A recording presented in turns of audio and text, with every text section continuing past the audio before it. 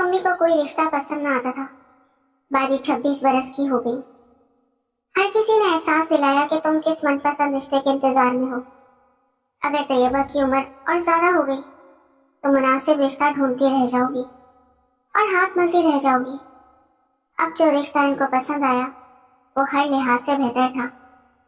लड़का पढ़ा लिखा खूबरू, बाजी से 1 साल बड़ा और एक खुशहाल घराने से ताल्लुक रखता था। लेकिन एक खदशा था कि 6 बिन ब्याही नंदों और 7 देवरों के हमरा रहने से कहीं ऐसे मसाइल ना पैदा हो जाएं कि बाजी का जीना धोबर हो जाए।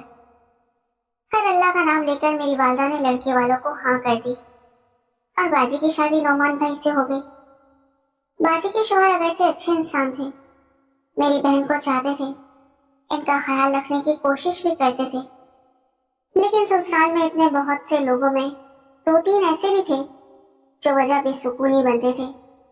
चुनाचा बाजी सिर्फ 5 साल शौहर के घर रह सकी और 3 बच्चे लेकर मायके आ गई। ये नहीं कि वो खुद अपना घर छोड़कर मायके आई थी, बल्कि नौमान भाई ने ही रोज रोज की नंदों की लड़ाई से बीवी की जान छुड़वाने के लिए इन्हें हमारे यहाँ छोड़ दिया था। कहा अलहदा घर का इंतजाम कर लूं तो ले जाऊंगा। मेरे घर के तो सारे ही लोग तैयबा की जान का आजार बने हुए हैं। यहाँ मेरे बच्चे कुछ दिन सुकून से रह लेंगे। बाजी को मायके पहुंचाने के बाद हमारे बहनों का भी दिल ना लगा और वो घर छोड़कर एक दोस्त के मकान में मुंतकिल हो गए। ये मकान अक्सर खाली रहता। वो दोस्त अपनी मुलाजमत की वजह से कभी कहीं होता। कभी कभार मकान की देखभाल के लिए आता था। इस मकान के पड़ोस में एक बेवा औरत और इसकी मुतल्लका बेटी रहाइश पजीर थी। बूढ़ी खातून से नौमान भाई ने अपने लिए खाना बनाने की दरख्वास्त की। क्यों ये माँ बेटियां मेरे बहनोई साहब को खाना बनाकर देने लगी। बाज़ औक़ात जो गुमान में नहीं होता वो ही हो जाता है। किसी ने सोचा भी ना था कि ये सब हो जाएगा, हत्ता कि खुद नौमान भाई ने भी नहीं सोचा था। न जाने किस लम्हे नौमान को बेवा की मुतल्लका बेटी सफिया पसंद आ गई।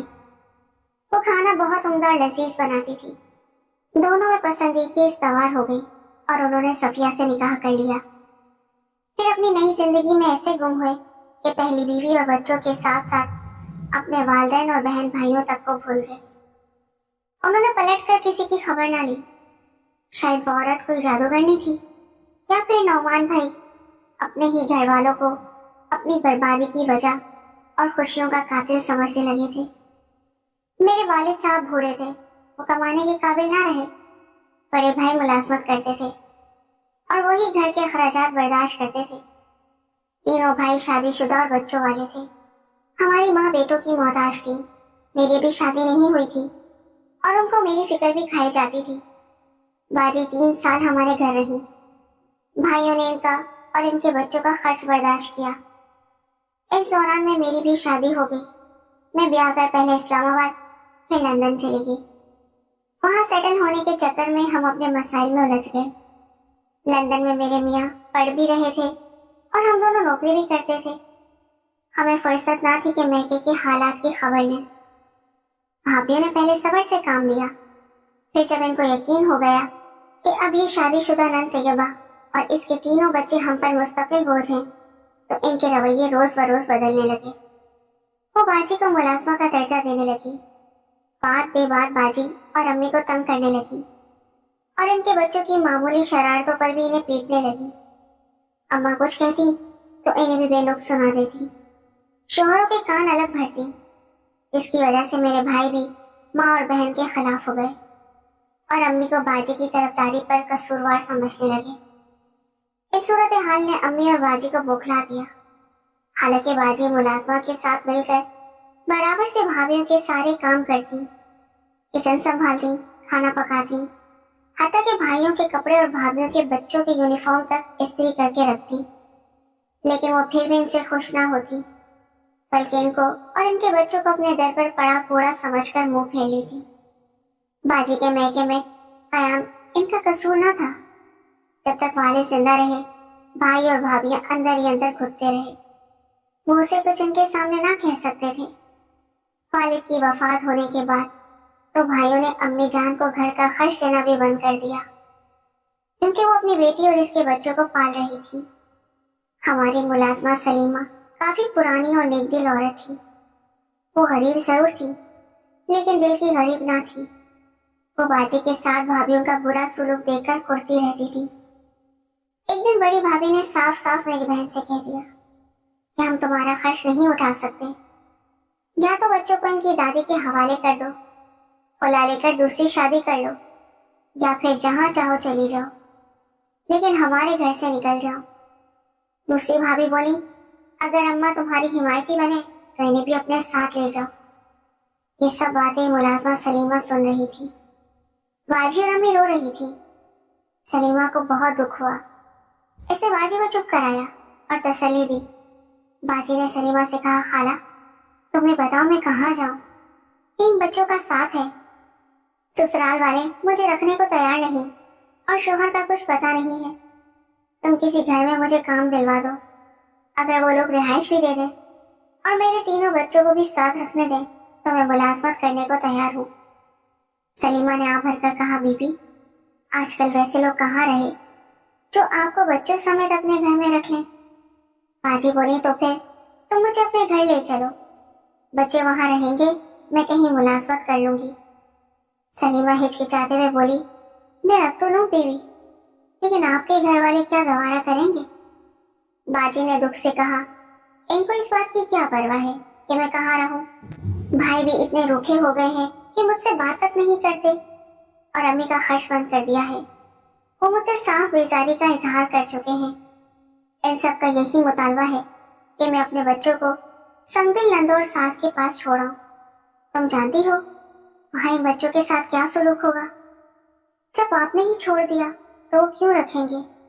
मैं मर जाऊंगी, मगर अदालत में नौमान पर खुला का दावा नहीं करूंगी, ना दूसरी शादी करूंगी। इससे बेहतर है कि कहीं चली जाऊं और नौकरी करके अपने बच्चों का पेट पाल लूं। खाला तुम कुछ दिन के लिए मुझे अपने घर रख लो। सलीमा बोली, बीबी मैं तो रख लूं, लेकिन मैं तो झुग्गी में रहती हूँ। हाजी बोली, मैं भी तुम्हारे साथ झुग्गी में रह लूंगी। सलीमा ने समझाया, मेरी झुग्गी इतनी छोटी है कि इसमें 2-3 लोग आड़े तिरछे सोते हैं, आप कैसे रह लेंगी? हाजी बोली, अच्छा तो ये बताओ झुग्गी बनाने में कितना खर्च आता है? मैं तुम्हारी झुग्गी के करीब अपनी झुग्गी बना लूंगी। सलीमा हैरत से पूछने लगी, आप जवान जहां औरत हैं, बच्चों के साथ अकेली कैसे रहेंगी? बाजी ने पुरएतमाद अंदाज में कहा, रह लूंगी, तुम्हारा घराना तो साथ होगा, तुम्हारा बेटा और बहू है, वही मेरा ख्याल रख लेंगे। जब बाजी को ज़ारो ज़ार रोते देखा तो सलीमा ने तसल्ली दी और कहा कि ठीक है, आप आ जाए मेरे घर, लेकिन आपके भाइयों को खबर ना हो, वरना वो मुझे को मोरिद इल्जाम ठहराएंगे। इसने रहने की जगह का पता समझा दिया और कहा कि आप खुद आ जाना, अगर मेरे साथ चलेंगी तो आपके घर वाले मेरी गर्दन पकड़ लेंगे। सलीमा समझ रही थी कि ये महज वक्ती फैसला है, कहाँ तैयबा बीबी घर छोड़कर चली जाएंगी, मगर बाजी ने भी ठान ली थी। शाम को बगैर किसी को बताए चुपके से बच्चों को लेकर घर से निकल गई। सड़क से रिक्शा लिया और सलीमा के दिए हुए पते पर रवाना हो गई। रिक्शे वाला गालिबन इसी इलाके का रिहायशी था, वो इन्हें सही जगह ले गया। यूं बाजी अपनी मुलाजमा की झुग्गी में जा ठहरी। सलीमा खाला ने सच कहा था, इसकी झुग्गी में सिर्फ 3 चारपाइयां समा सकती थी। एक चारपाई की जगह खाली थी जहां इसकी बहू खाना पकाती थी। इस रात सास और बहू एक ही चारपाई पर सोई। सलीमा का बेटा बाहर कहीं सोया। बाकी 2 चारपाइयों पर बाजी और उनके 3 बच्चों ने गुजर बसर की। सारी रात इन्हें मच्छरों ने सोने ना दिया। अब बाजी को एहसास हुआ कि वाकई खाला सलीमा ने दुरुस्त कहा था। अगली सुबह जब वो काम पर आई तो अम्मी रो रो कर निढाल हो चुकी थी। भाभी कह रही थी कि तुम्हारी बेटी घर से भाग गई है, कम से कम तुम्हें बताकर तो जाती कि कहाँ जा रही है। सलीमा खाला से अम्मी की हालत देखी ना गई। चुपके से उनको बाखबर कर दिया कि आपकी बेटी मेरे पास है, फिक्र ना करें, मेरे साथ चलकर इसे समझा बुझा कर ले आए। वो नाजो बली भला कहाँ एक गरीब की झुग्गी में रह सकती है, और वो भी कितने दिन। ये सुनकर अम्मी की जान में जान आई और वो शाम को खाला सलीमा के साथ इसके घर चली गई। बाजी माँ से लिपट कर खूब रोई अम्मा ने कहा कि तुम्हारे भाई और भाभियां जैसा भी सुलूक करें अपने ही हैं, तुम मेरे साथ वापस घर चलो। लेकिन बाजी जाने पर राजी ना हुई। इन्होंने माँ से कहा, तुम भी मेरे साथ रहो, हम यहाँ चुगली डाल लेते हैं, तुम बच्चों को संभालना, मैं कहीं मुलाजमत कर लूंगी। चनाचा बाजी ने अम्मी को घर वापस जाने ना दिया और अपनी सोने की बालियां खाला सलीमा के बेटे को देकर कहा कि सामान ले आओ, मैंने इसी मैदान में आप लोगों के करीब चुगली डाल दी है। वो बेचारा बाजी के इसरार पर बांस चटाइयां वगैरह ले आया, लेकिन वहां के लोगों ने बाजी को चुगली डालने ना दी, क्योंकि बाजी और बच्चों के लिबास से अंदाजा हो गया था कि ये हमारे तबके के लोग नहीं हैं, किसी खुशहाल घराने से हैं। न जाने क्या मामला है जो यहाँ रहना चाहते हैं। मैदान में सारे जोगियों के मर्द इकट्ठे हो गए और बाजी और अम्मी परेशान हाल सामान पर बैठी थी। एक वाकिफकार शख्स ने बच्चों को पहचान लिया। ये एक वैन ड्राइवर था जो भाई के बच्चों को स्कूल ले जाता था। इसका नाम मंजूर था। मंजूर भागता हुआ मेरे भाई के पास आया और कहा कि अब्दुल हमीद साहब, आपके भांजे भांजी हमशीरा और वालदा फला जगह बैठी हैं और बड़ी मुश्किल में हैं। बड़े भाई फौरन मंजूर के साथ मैदान पहुंचे। अपनी माँ बहन और इनके बच्चों को वहां देखकर इनका सर शर्म से झुक गया। इन्हें गैरत आई। उन्होंने चुकी के सामान 500 और चटाइयों को आग लगा दी। अम्मी बाजी और बच्चों को गाड़ी में बिठाया और घर ले आए। रास्ते भर बहुत गुस्सा किया। बोले कि तुमने तो मेरी नाक ही कटवा दी। अगर गुस्सा था तो मुझसे झगड़ती, घर के बर्तन तोड़ देती, मगर ये तुमने क्या किया, जुगली डालने चली गई। बाजी क्या जवाब देती। अम्मा ने कहा कि हाँ मियाँ, बोलो जो जी में आए बोलो। तुमने तो मुझे खर्चा देना भी बंद कर दिया था इसी बेटी के कारण कि दोनी वाले इसको खिला रहे थे। मेरी बेटी तुम्हारी बीवी और भाभीयों की चाकरी करती है, तो ही तुम्हारी कमाई से दोनी वाले खाती थी। अब क्या गैरत जागी है तुम्हें?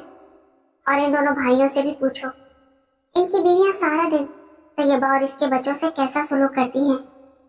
इससे तो अच्छा है कि इन बच्चों को तुम यतीम खाने में जमा करा दो। माँ के सबर का बंध आज टूट गया था। फिर आखिर ये फैसला हुआ कि तीनों भाई मिलकर बहन और इसके बच्चों का खर्चा उठाएंगे और मकान की छत पर तैयबा के लिए 2 कमरे बनवा देंगे। आखिर इस जायदाद में इनका भी हिस्सा था, क्योंकि मकान बाप दादा की विरासत से मिला था। यूं बाजी को आफियत नसीब हुई। ताहम स्कूल से आकर मुमानिया इन बच्चों को चैन से ना बैठने देती, खास तौर पर बाजी के बड़े बेटे हसन को, जो इन दिनों अभी सिर्फ 12 बरस का था। एक रोज वो बड़ी भाभी के कमरे के जाले उतार रहा था कि इनका एक कीमती गुलदान टूट गया जो वो जहेज में लाई थी। बस फिर क्या था, इन्होंने वही छड़ी उठा ली जिससे वो जाले उतार रहा था और खूब एहसन को पीटा। फिर बोली कि निकल जाए यहाँ से और दोबारा मुझे अपनी ये मनहूस सूरत मत दिखाना। एहसन सहम गया। भाभी ने गुस्से में जो कहा था इसने सच सच यही समझा कि अब वो इन्हें अपनी शक्ल नहीं दिखाएगा। इसने माँ का बटुआ उठा लिया और घर से चला गया। रात तक ना लौटा। अम्मी और बाजी बेहद परेशान हो गई। भाई आए, अहवाल पूछा। वो भी तलाश में निकले, लेकिन लड़का इस तरह गायब हो गया कि फिर ना मिला। बाजी रो रो कर नींद जान हो गई। ऐसा इतना जानता था कि इसका बाप लाहौर में रहता है, मगर कहाँ ये मालूम ना था। वो बस में सवार होकर लाहौर चला गया।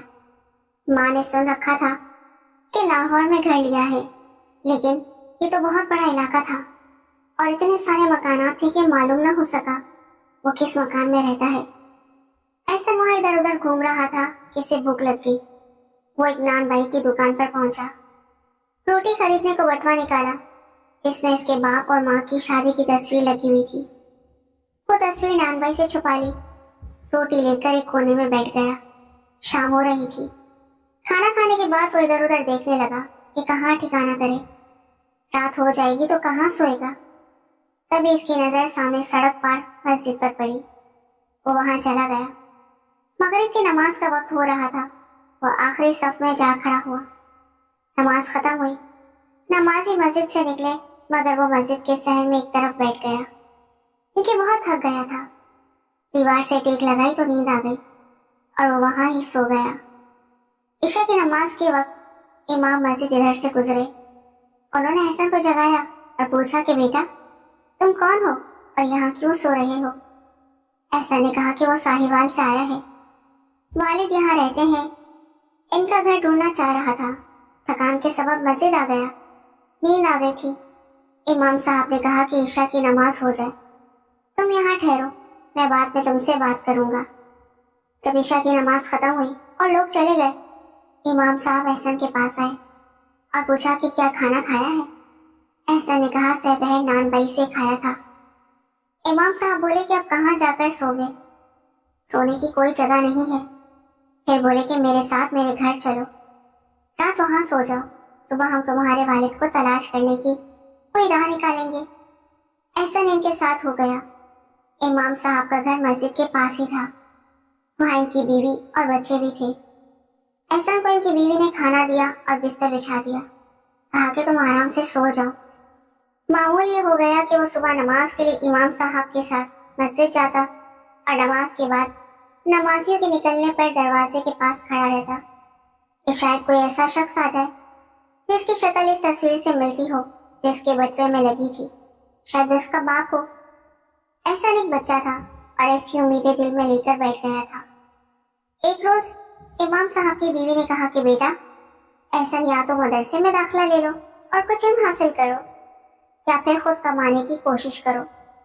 ऐसे दर दर भटकने से जिंदगी गुजर नहीं पाएगी और तुम्हारा बाप तुम्हें यूं भी नहीं मिलेगा। एहसन ने इस बात को दिल से लगा लिया। इसके पास माँ के बटुए में कुछ रुपए थे।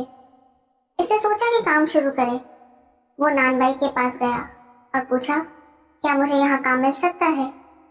नान भाई ने कहा कि पहले से 2 लड़के काम करते हैं, हिस्से की जरूरत नहीं है। मगर खोखे वाला जो स्कूल के करीब था, कल ही इसने कहा था कि इसे एक लड़के की जरूरत है। एहसन वहां गया, अपना हवाला नान भाई का दिया, बताया कि वो इमाम साहब के पास रहता है। खोखे वाले ने पूछा, तुम रहते कहाँ हो?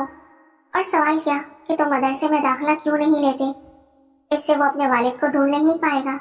एहसन ने अपनी रुदात मुख्तसर सुनाई और बटुए में लगी तस्वीर दिखाई। खोखे वाले ने कहा कि मुझे शक है इस तस्वीर से मिलती जुलती शक्ल वाला आदमी कभी बच्चे को स्कूल छोड़ने आता है।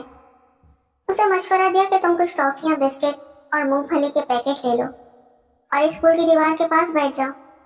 बच्चे इधर से गुजरते वक्त तुमसे ये चीजें खरीद लेंगे। रकम दुगनी हो जाएगी और मुमकिन है तुम्हारा बाप तुम्हें पहचान ले। ऐसा ने इस पर अमल किया।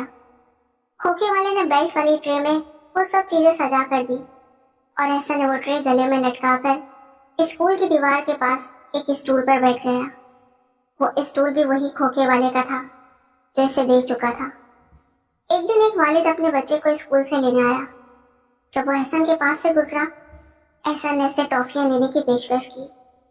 वालिद ने टॉफियां खरीदी। एहसन ने बटुआ निकाला और एहतियात से 10 का नोट दिया।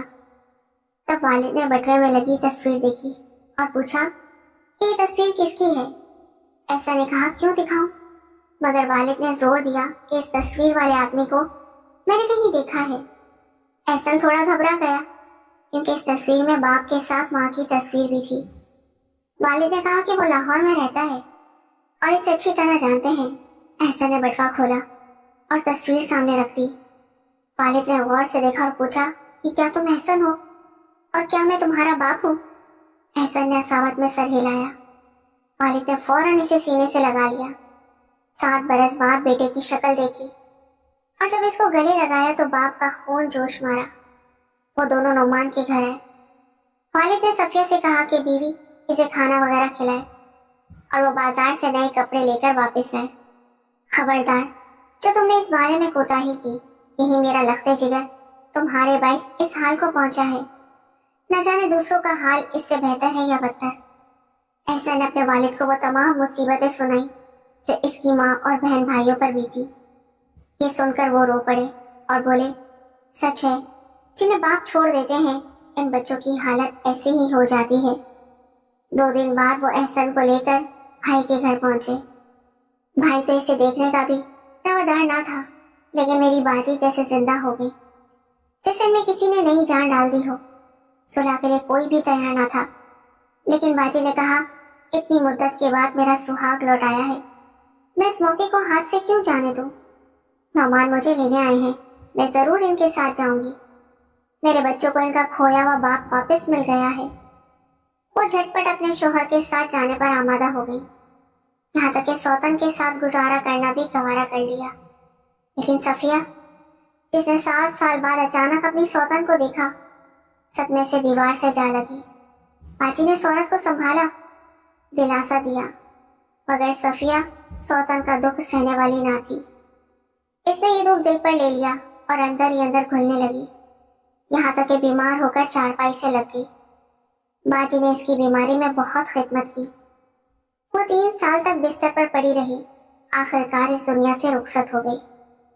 इसके बेटों को भी बाजी ने अपने बच्चों की तरह पाला, यहाँ तक कि वो अपने सौतेले बहन भाइयों में ऐसा घुल मिल गया कि अब खुद भी यही समझता है कि वो बाजी ही के बतन से पैदा हुआ है। जब लोग ये किस्सा सुनते हैं तो हैरान रह जाते हैं। सच है, सब्र करने और उम्मीद का दामन ना छोड़ने वालों के दिन इसी तरह बदलते हैं कि किसी को यकीन ही नहीं आता। आज बाजी के बच्चे जवान हैं और वो खुद आराम और सुकून की जिंदगी गुजार रही है।